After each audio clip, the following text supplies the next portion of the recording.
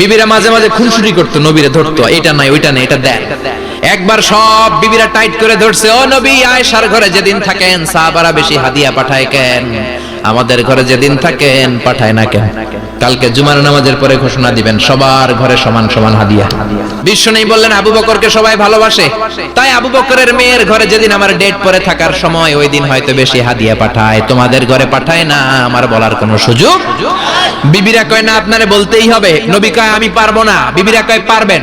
In the mean time দরজার পার থেকে কে যেন সালাম দিল, আসসালামু আলাইকুম ওয়া রাহমাতুল্লাহ। বিশ্বনবী বললেন ওয়া আলাইকুম আসসালাম। বিশ্বনবী বুঝতে পারলেন সালামটা আমার ওমরের সালাম। বিশ্বনবী সালামের উত্তর দিয়ে বিবিদের দিকে তাকায় দেখে একটা বিবি ওর সামনে নাই, সব উদাও, ভ্যানিশ হয়ে গেছে। ওমর সুবহানাল্লাহ পড়বেন না? এই জন্য ওমরকে শয়তানও ভয় পেত।